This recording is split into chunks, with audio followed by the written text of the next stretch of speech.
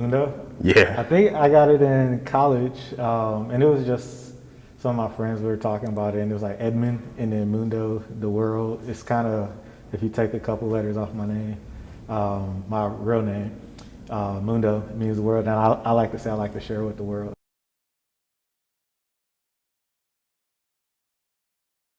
Uh, it was pretty smooth. I think the transition was fairly easy for me because I was open to it, and I was like trying to get opportunities, come out here for a job, like, or I didn't have one, but I was trying to make it happen at Nike.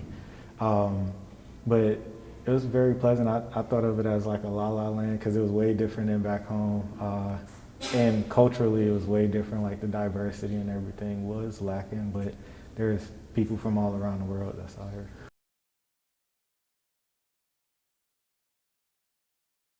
I think the diversity, but then also just the vibe of the people.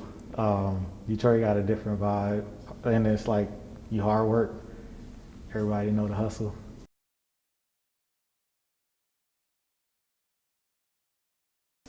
I like pizza, so pop pizza is a good one. Karaoke bowl, Amalfi's. I did some artwork over there, and then my friend Ian has Dead Stock Coffee, and then Concourse. That's a good spot to hang out.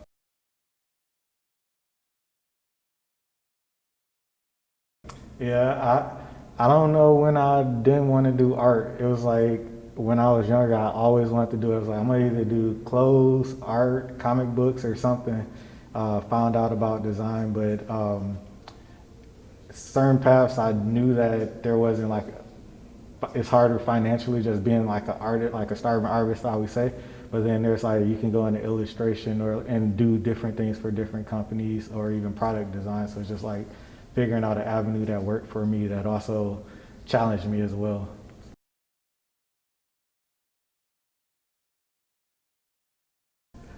So I went to the College for Creative Studies in Detroit. It's known for automotive design, but there's a few people that came there before me that interned at Nike. So it was like Jason Maiden, Sharice Thornhill, Jonathan Johnson Griffin, and they all like connected me and mentored me through like trying to get into there.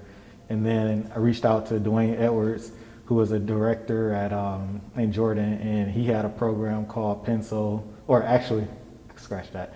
I I um I met Dwayne Edwards and he was talking about Pencil and it was a program designed to like help black people or like people of color get into design. But I ended up interning with him the year before and then a little bit later took his program and that's kind of how I got into it. And now they moved to Detroit.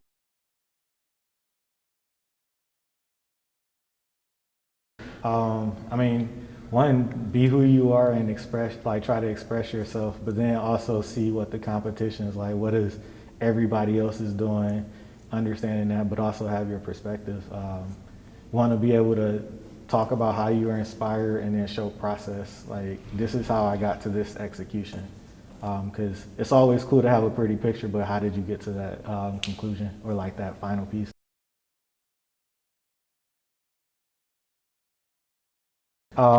My style wise, it was probably when I was younger. I was first trying to draw everything like every kid. It was like, oh, I'm gonna just trace this, and then it was like, I'm gonna just try to mimic this little thing, and it was like Garfield, Ninja Turtles, and then eventually it was like, I'm gonna just start trying to come up with things out of my head and see what happens. So besides like Garfield and Ninja Turtles, it was also like graffiti, jazz music vibes and everything, and different types of styles of art. Like I liked that helped like blend everything together. I always thought that I didn't want to copy something at a certain age. It was more so be inspired by it, let it filter, and then process through my own self, and then try to see what I can come up with.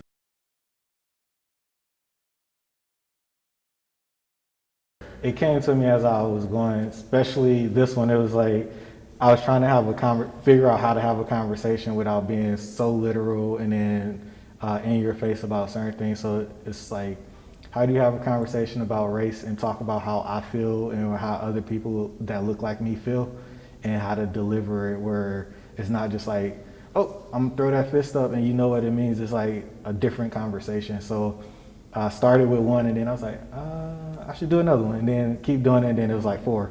And then at some point I was starting to talk about, I want to make these into sculpture. So that started happening, and then it slowly started growing.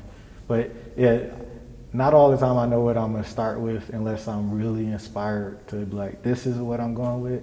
Otherwise, I just like to make it happen, try stuff, create.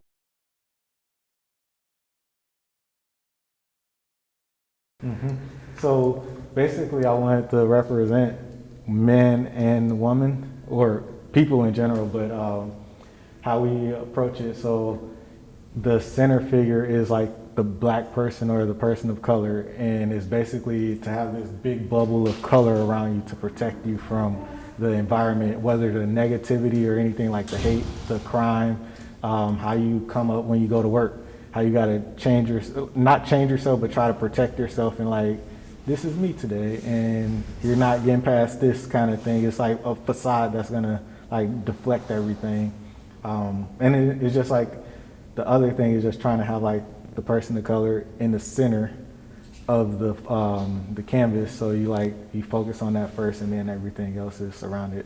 A pretty object, but the centerpiece is us.